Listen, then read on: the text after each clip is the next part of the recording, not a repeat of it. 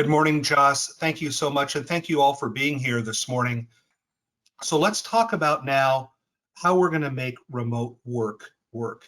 And I basically want to talk about four things. This could take a day. As a matter of fact, we have a day-long workshop just devoted to managing remote employees. We're going to try to squeeze the highlights in about 40 minutes or 45 minutes, and then have some time for your questions.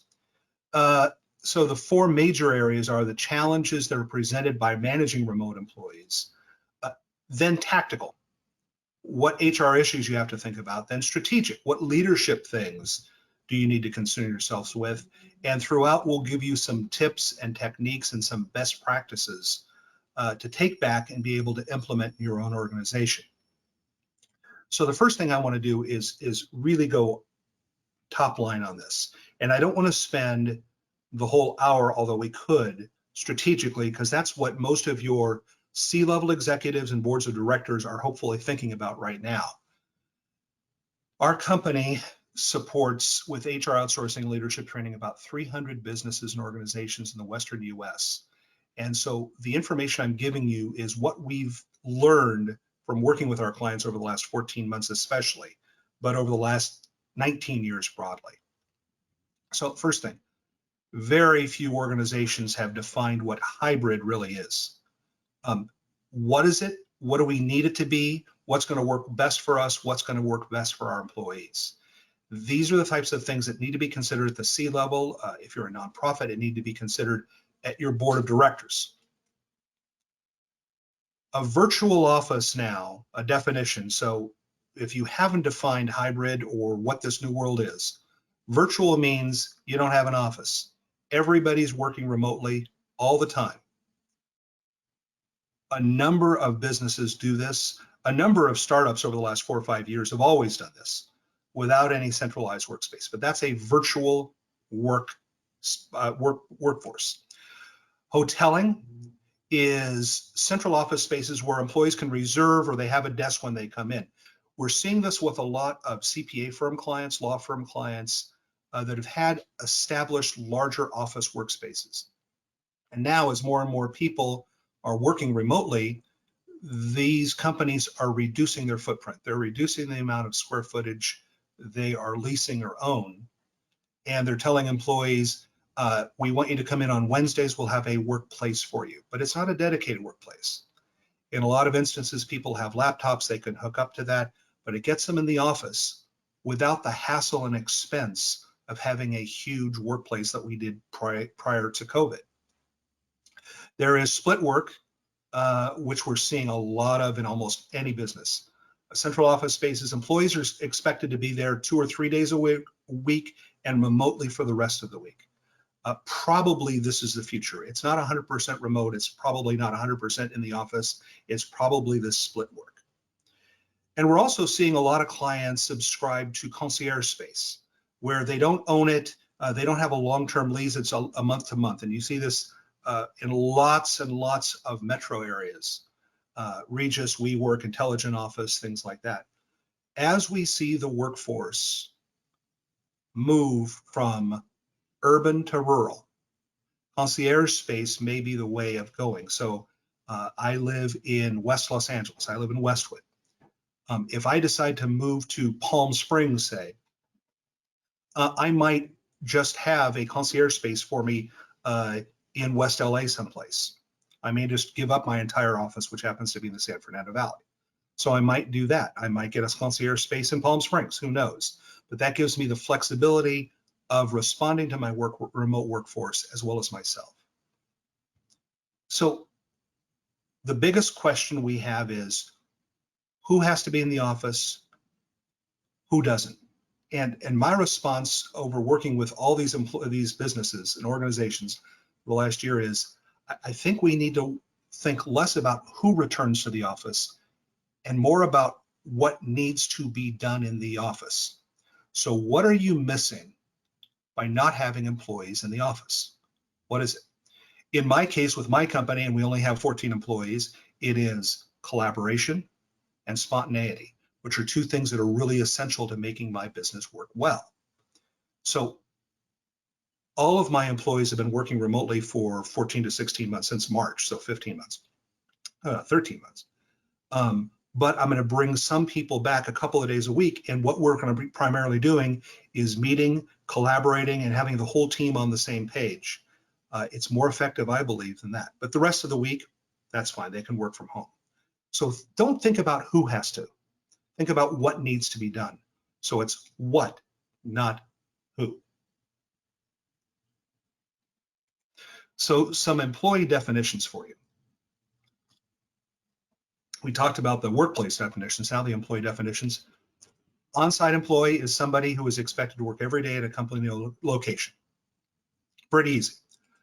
A remote employee is somebody who works every day away from a company location. And then again, what I was talking about earlier, a hybrid employee is somebody who's a combination of on-site and remote. And this is the future. It is, again, we're seeing more and more companies not being able to make it work 100% remote, but it's not 100% on-site either. And I would bet of the hundreds of people who are on the call right now, you work for an organization, most of you, that never really encouraged remote work to a large extent and were forced into it by the pandemic. And I can't tell you the number of business owners and CEOs who used to say, there's no way I'm going to allow remote work. No way I'm going to allow remote work. And so many of them said, well, it can work. So this pandemic accelerated that trend to an extent where you're seeing more and more executives grudgingly say it's okay.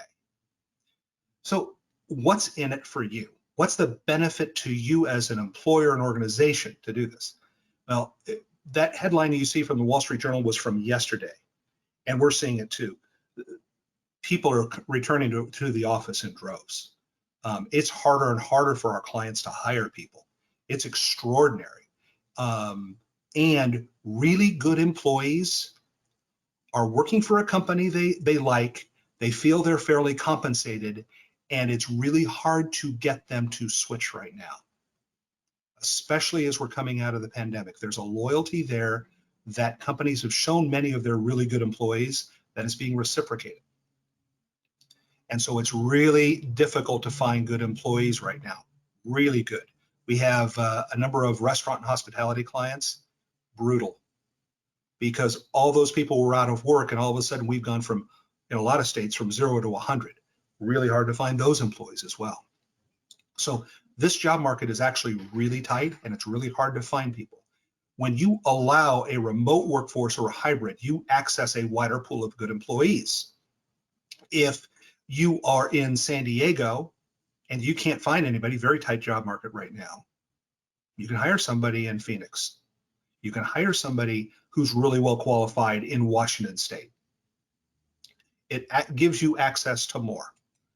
It allows you to retain employees. If a really good employee, a long-term employee, wants to move with their family to a different area, 5 years ago, you would have said, I wish you the best of luck. Shoot, we just lost a good employee. Now, there's the opportunity to retain that employee. I am exceptionally worried, and if you have heard my previous webinars, and we talk about this with our clients and our own leadership workshops all the time, I am exceptionally worried about parents of school-aged children. I have one key employee of mine who is in this category as well. This is a lifeline for them to be able to work at home. 5 years ago, we would have laid off a lot more people than we did this time, because the ability of technology to facilitate remote work. Further, the damage this pandemic has done to women in the workforce cannot be ignored. As a matter of fact, there's a term for it now. It's called a she-cession. Disproportionately, women have voluntarily left the workforce to take care of their school-aged children. I wish we lived in an economy where that wasn't the case, but that is the case right now. And disproportionately, women have been affected. And the ability for women or parents of school-aged children to work remotely saves them. It is a significant thing. The ability to work remotely also reduces unscheduled absences. Study after study shows the ability to work from home tends to mean people will work from home when they're sick. And by the way, we don't want sick people in the office. We don't want to encourage that. One of the things that we used to see a lot of, and we're trying to talk all of our clients out of it, is attendance bonuses, where you get a bonus for 100% attendance. Well, I guarantee you that means you've got employees sometime during the year coming in when they're sick, with the potential of infecting everybody else. And I'm not just talking about COVID. I'm talking about colds or anything else, including COVID. Take that bonus money and put it elsewhere, because people who are able to work remote will be absent less frequently. Or if they're not feeling well, then they have the ability to work from home and not go to the office and infect everybody else. What else is in for you? Did you notice the traffic situation wherever you may be during the first few months of the pandemic? It was wonderful. It was absolutely spectacular. Would that be the case all the time? It has certainly started, at least in Southern California where I live, to return, unfortunately, to normal traffic. But for the first few months, that was really one of the few blessings, if any. And then finally, disaster continuity. In case of an earthquake or another natural disaster, up until 5-6 years ago, no work would be done. It would be almost impossible to get anything done. Nobody could be able to go to the work. And now the ability to have that opportunity to work remotely allows for disaster continuity.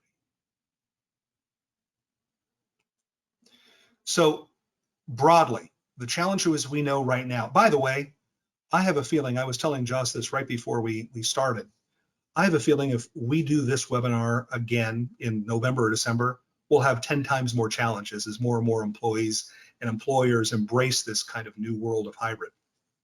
But for right now, the most common questions we get from our clients are, number one, who works remotely and who doesn't?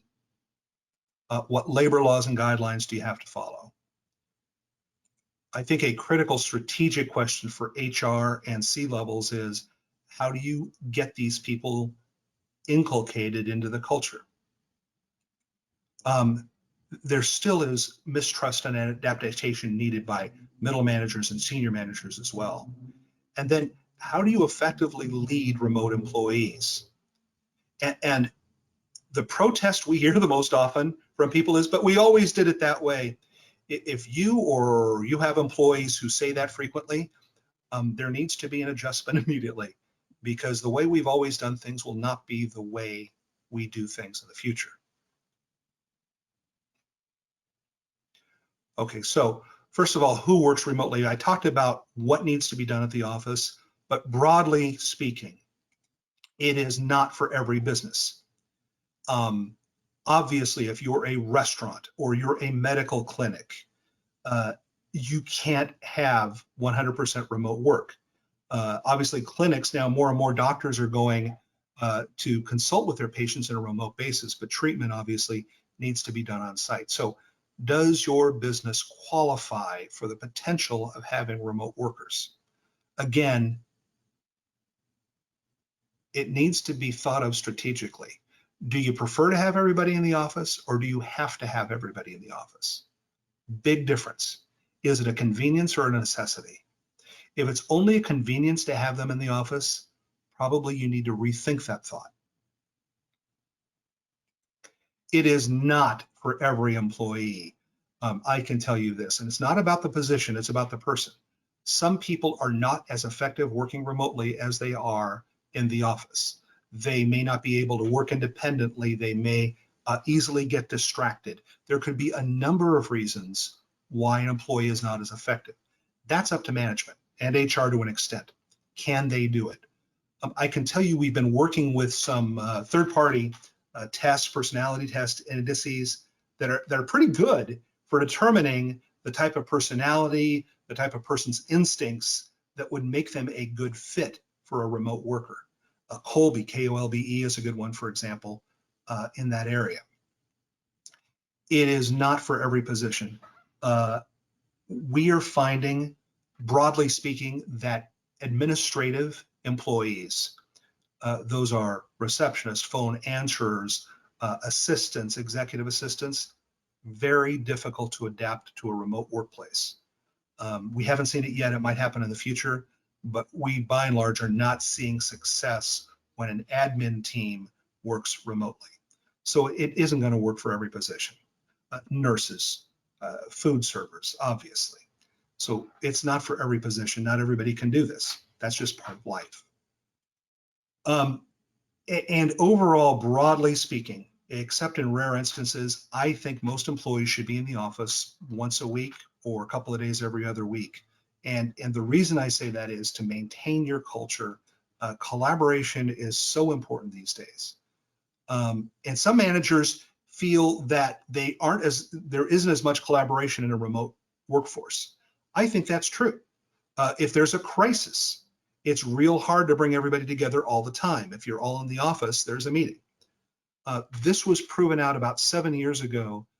Yahoo, the CEO then, Marissa Mayer, famously had 80% of their employees working remotely full time. She brought them all in. And there was a big controversy about that. And she felt that there was not enough collaboration and creativity.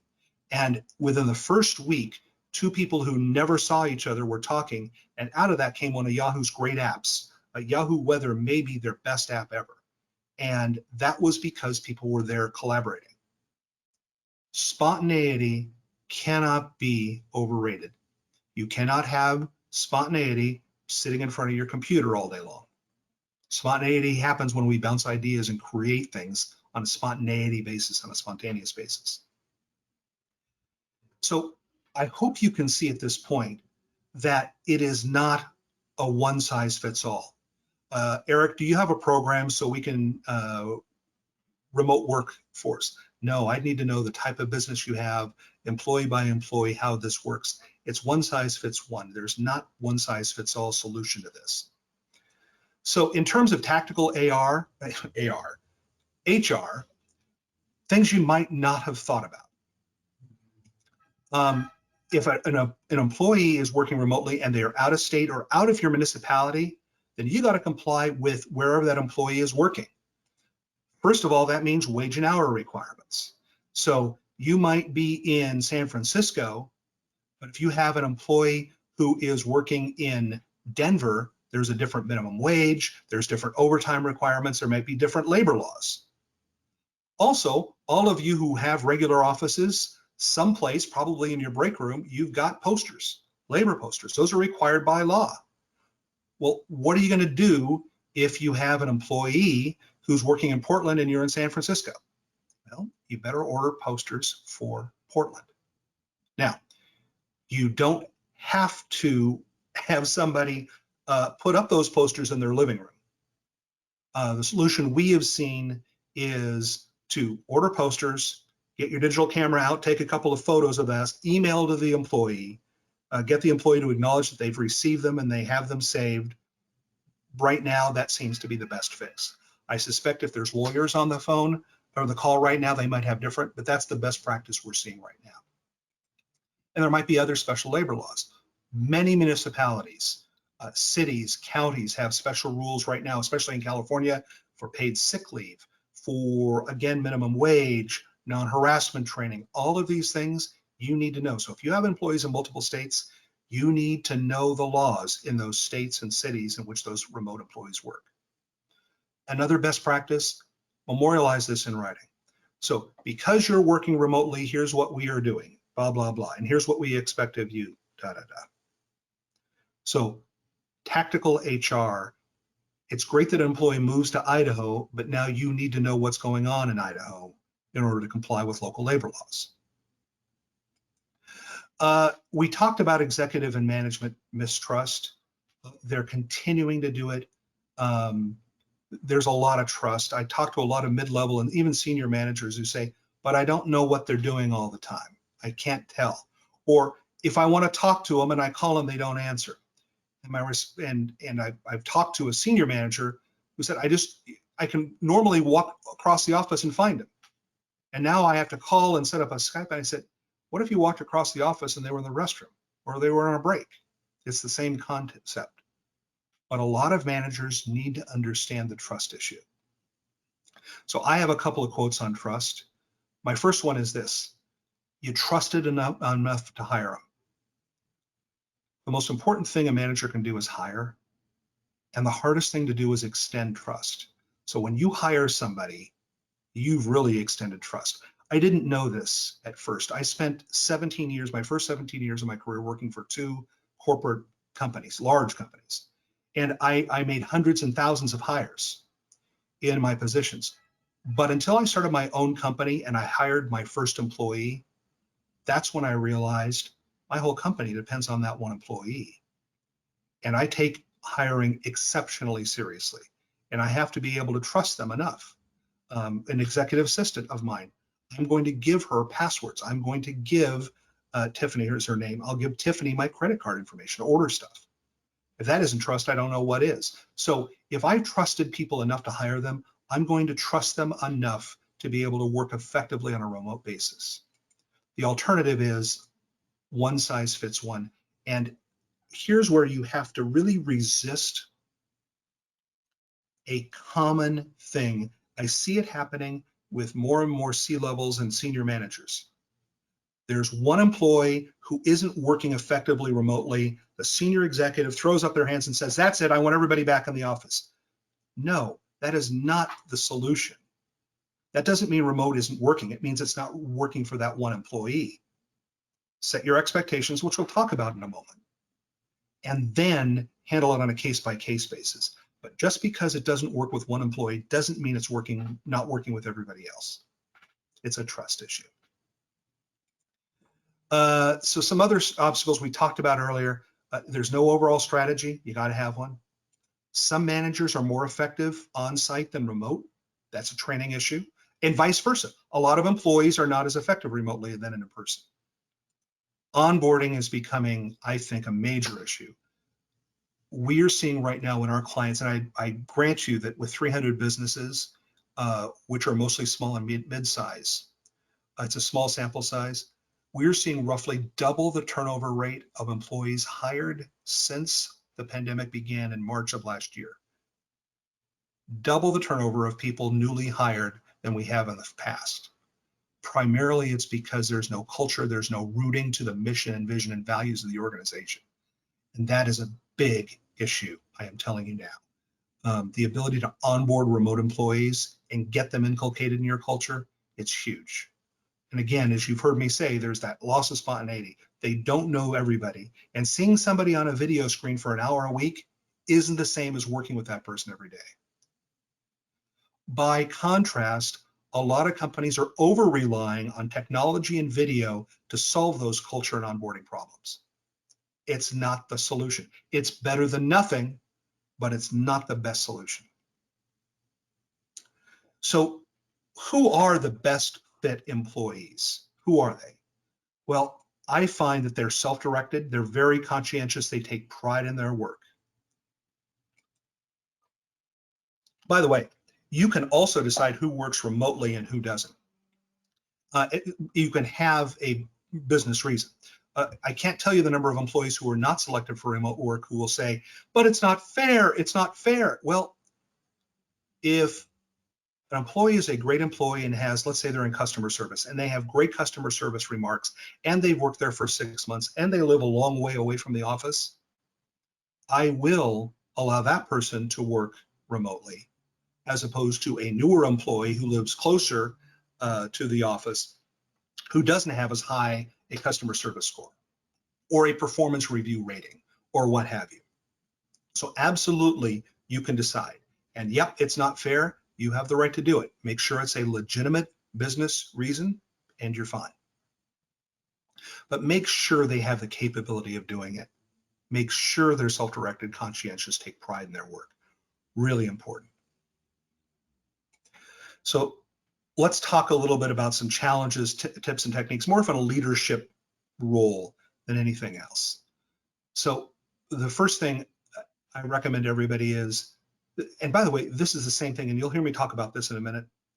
This is everything leaders should be doing now. They know they're supposed to, they don't often do it. First of all, tell them your expectations. Clear expectations make happier teams.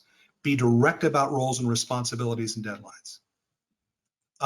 Set realistic limits on days you can work from home. Is it 1 day? Is it 2 days? Again, A few days in the office can foster teamwork. It eliminates isolation. There's a lot of things going on. Check in frequently. Hold set meetings. Make yourself as a leader available to employees. Make sure you do equal engagement. When you have multiple people on a team meeting, be mindful of the person who doesn't say much. Ask everyone for opinions. Make sure they don't get lost in meetings. Make sure everybody has the opportunity to talk. When you're doing one-on-one, what are you missing by not working in an office? What's important to you that we can't get to you? And then vice versa. Tell them what you're missing. You know, what's frustrating to me is so-and-so. Then give up how they do things and focus on if they get done. I can't tell you the number of people I talk to who say, well, I want to make sure they work a full 8-hour day. By the way, people who work remotely are working more than ever. So that's not usually an issue. But in a remote hybrid culture, it's less important how they do things and how much time they spend on them than if they get them done. So activities are less important than goals for productivity. Goals, productivity are easier to measure than activities. So focus on that. It's not how. I used to work alongside another manager when I worked at a payroll and HR company. And my salespeople, I used to say, if you make your numbers every month, I don't care if you work 1 hour a week or if you work 80 hours a week. If you make your numbers, you're fine. And this other manager who became a great friend said, nope, I pay them a minimum wage. I pay them a base salary, and I expect them to work 40 hours a week. Today, I don't think that would work very well. So give up how and focus on if. If they're not getting stuff done, then you have to have a conversation. There's a term called tribalism, and here's the problem. I have seen companies fracture when they move to 2 floors in the same building. People get tribal very easy. And this problem gets worse if the locations are further away. There's a them versus us mentality. There can be a slide in teamwork effectiveness. So you need to find ways of bringing the whole company or your whole team together from time to time. Encourage staff rotations to move people around. You know, avoid these isolation things with I don't know, a sales department in one town, operations in another place. You got to make sure everybody's working together because tribalism can be an issue. And if you really want to measure activities, all of you should have an HRMS, an HRIS, something that can tell you who's there, who's not, who's logged on, who's not. If that's really important to you, there's tons of technology that allow you to do that. Let me briefly give you 5 skills for this. Be flexible in your communication. First of all, any leader has to be a great communicator. But when your team is all over the place, you have to be really good in a wider variety of communication tools than just face-to-face or email. And which tool works? When Zoom, how does that work most effectively? Or a Google Chat, or a text message, or a phone call. Got to know which is which and which works best for you, and set those expectations. Again, set those expectations. How to communicate, how you want other people to communicate, things like that. I think in terms of communication, it's really important to be observant. I'll talk about that in a moment as well. We have also talked about trust. And if you have managers who are uncomfortable using technology, I talked to a guy yesterday in Dalton, Georgia. And he has his number 2 person who doesn't like using email or any type of technology, and it's causing a big problem in his company. And he's to the point, and I'm tending to agree with him, that person may not be able to last. Technology is here to stay. And the best remote leaders know that technologies are comfortable with them, they're confident in working about them. It isn't about the technology, but the fact that technology is a tool that can achieve things on your list. Better expectation, the ability to observe others, communicate, all of these things are exceptionally important, which leads me to communication. Now more than ever, employees are looking for clarity. They're looking for transparency. They're looking for you to tell them the bad news if there is, and the good news if there is. Now more than ever, that's done. A brilliant book came out last year, and the reason I can tell you it is a brilliant book is because I wrote it. And it's based on the things that I've observed over the years in leadership, the tenets. And what I have found over doing this for almost 30 years is there is nothing more important to leadership than communication. So that book, by the way, was published right when the pandemic started, so it was brilliant timing. However, if you'd like to know and get that, it's certainly available anywhere nearby. So thank you. Communication. I have never in my career seen the results of an employee survey where employees say, back off, too much communication. I've never seen it in my career. So over communicate. If you do it too much and they start complaining, then we'll talk about it. Never seen that happen. But if you don't communicate enough, you create uncertainty, and uncertainty kills trust. When we're in doubt, we assume the worst. If your boss comes up to you today or Zooms you and says, I need to see you in my office before you leave at the end of the day. I need you to call me before 5 o'clock today. What do you think? Do you think, oh, gee, I'm finally getting that bonus I always wanted? No, exactly the opposite. When that happens, I need to see you before the end of the day. We assume the worst. HR invented that move. We're wired to keep us safe. When we're in doubt, we assume the worst. That protects ourselves. So we have to meet that clarity with that uncertainty with clarity and certainty, and that's communication.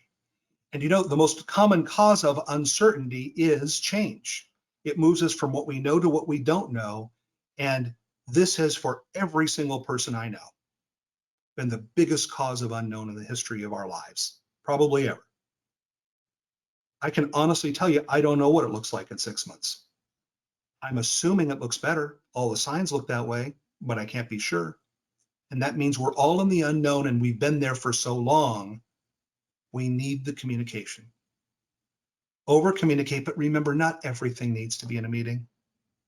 Meetings are exhausting. And for those of you hanging on, I appreciate that. I'd like you, in your workbook, that you have the PDF that's in your handout section of the GoToWebinar area, turning to page 4. Page 4. And we invented this about a year ago to talk about, a lot of employees will say, or a lot of managers will say, well, that's great that you want me to communicate with people, but what am I supposed to say? And this communicator tool, and we've got some additional ones on our website, the Tanzanite Leadership website, gives managers kind of a roadmap to talk, especially to remote employees.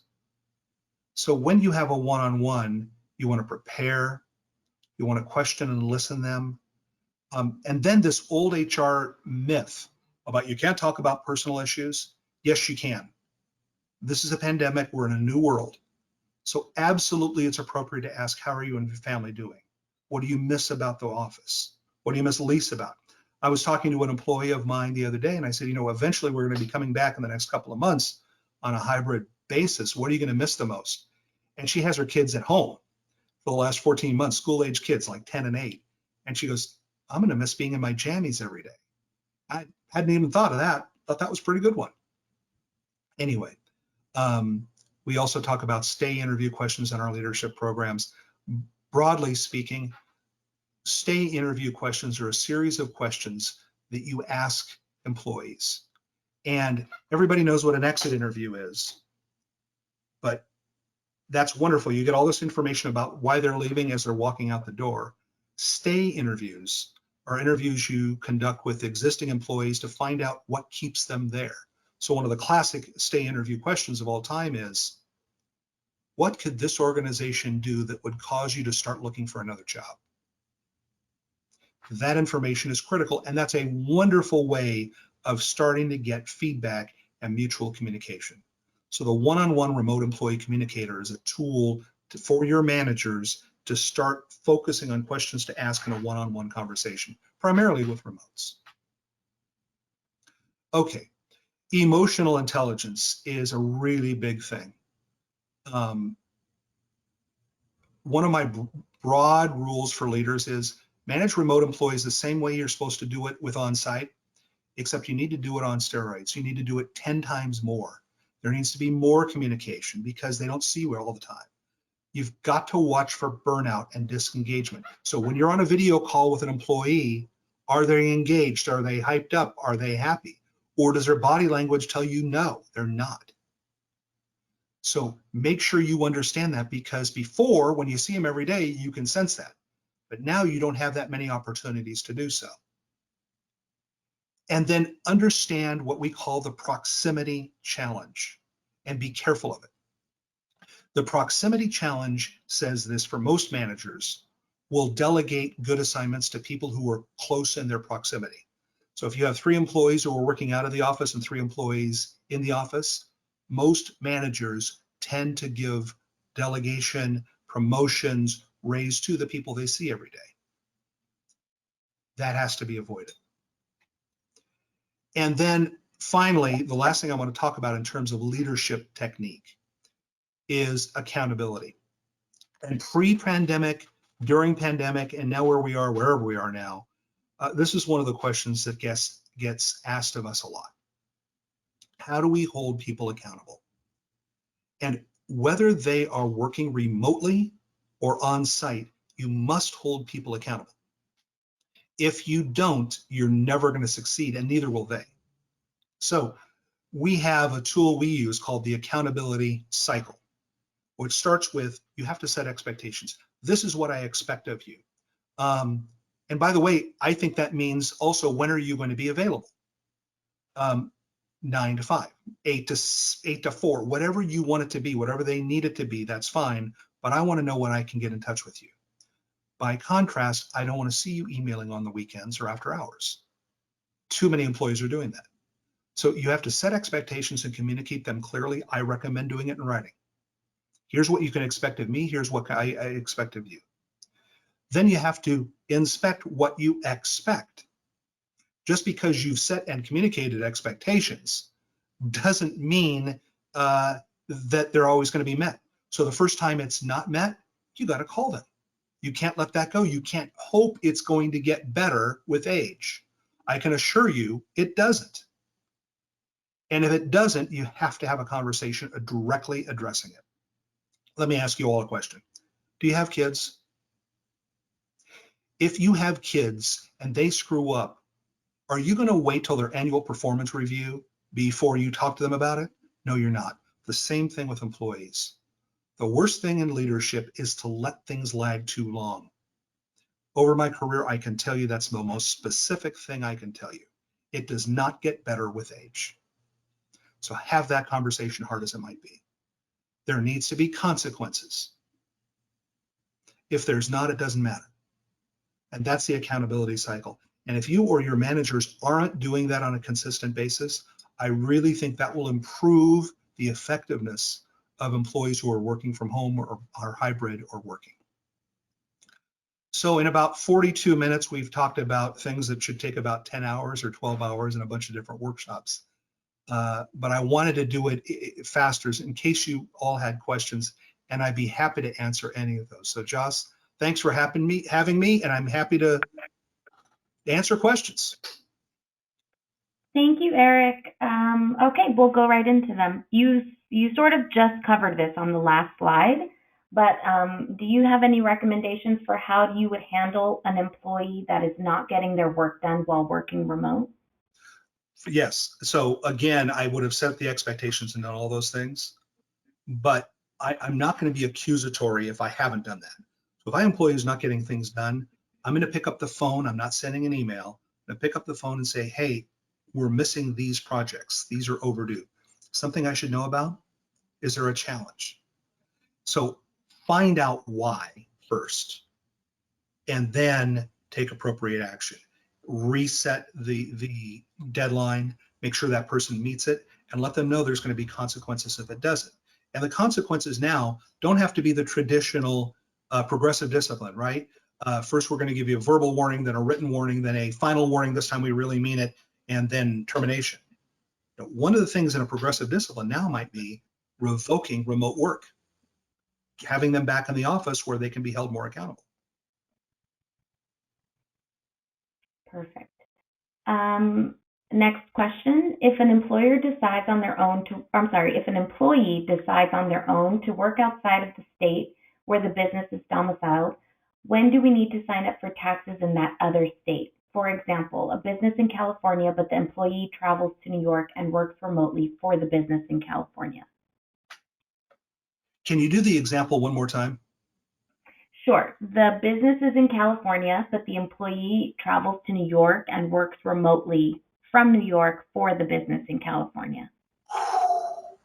That is more of a CPA question than an Eric question, but I would tell you broadly, if they work in California primarily, and they're traveling to, and they live in California, almost certainly they're doing it in California. If it's a substantial amount of time in New York, then I call your CPA. And by the way, I have found that the really good payroll companies, and by that I mean the larger companies that you've all heard of, not the local bookkeeper that does this, but I'm talking about the ADPs, Paylocity, Paychex, all those big companies, Paycom. They are great at doing taxes out of state. So all you have to do is say this employee is working in Boise, Idaho. Boom, they do the payroll taxes. They do that. You don't have to worry about the taxes. Perfect. Thanks, Eric. The next question is, what would be an approach that a manager needs to use if they notice a burnout or disengaged employee? Great question. Here's something I've noticed that really disturbs me. It's paid PTO hoarding. Employees are hoarding their PTO. A big issue coming up is, and you may have seen these, they're starting to poll up to 40% of employees are going to start looking for new jobs. A lot of employees are hoarding their paid time off, hoping for the payout of unused PTO when they quit, or for whatever reason. Yet a lot of employees will say, well, I'm going to stay with my company, but I can't go anywhere, therefore I'm not using my PTO. You have to encourage employees to take their paid time off. If you notice somebody is burned out, check on how much PTO they have left. When was the last time they took PTO? And even if you can't travel, even if you haven't been vaccinated or you don't feel comfortable traveling, a day where you're not in front of your computer, a day where you don't have to drive into work and do something different is extraordinary. My wife works about 40 feet away from me at home, and we were sitting in front of our computers from March to June, or March to October, and we both realized we were worked out.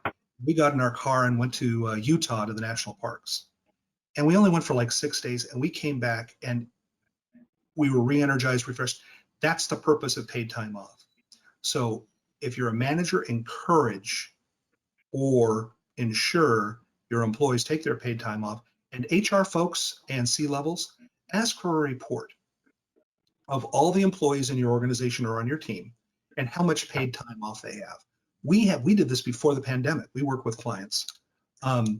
If I have a manager who's running my operations team, and I find out that they have 10 people and all 10 of them are maxed out on their PTO, I am going to give a poor performance review to that manager, because part of management is getting people to take their paid time off, whether they'd like to or not. But that's what it's for. So my first reaction to burnout or things is absolutely take some time off. Periodically with my team, when I sense a burnout, I'll give them a paid time off on me, so they don't have to waste a vacation day or something like that. But you got to get away. You cannot do the same thing day after day. It is taxing on all of us. We're in a time, this is the most stressful period anybody's had, and it keeps on going. We're worried about our families. We're worried about ourselves. We're worried about our health. We're worried about the future and our jobs. It's a 24/7 thing, and people have to break away from time to time. Perfect. Thank you, Eric. That's it for questions as of right now. I don't know if anyone else is typing something. We can give them a few seconds.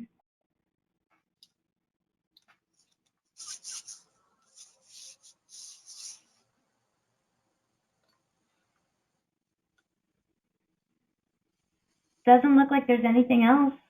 I really appreciate your time, Eric. That was some great information. As I mentioned, the recording of today's webinar will be emailed shortly after we end today. If you've got any closing remarks, Eric, go ahead. I don't. Again, this is going to be an ongoing challenge. This is not going to be, oh, we fixed remote work, we fixed hybrid work. As I told you at the beginning, I think if we have the same webinar at the end of the year, we're going to have a lot more information and a lot more best practices and things like that. So you have to work on it. You have to be intentional about it. But no, like everything else right now, we're going to keep on changing it and tweaking it until we get this all right. And it may never happen, but it'll be a challenge and fun while it does happen. Definitely. Eric, there was one quick question for you. Do you do these types of presentations directly for companies? Why? That is the nicest question I've ever heard. Why? Yes, I do for yes. I'm happy. Just go to the websites and you can contact us and we can set something up. Thank you. What a wonderful. I wish I would have thought to say that. Perfect. Well, thank you so much again, and we'll be in touch soon. Thank you, everybody, for joining us today. Have a wonderful rest of your day.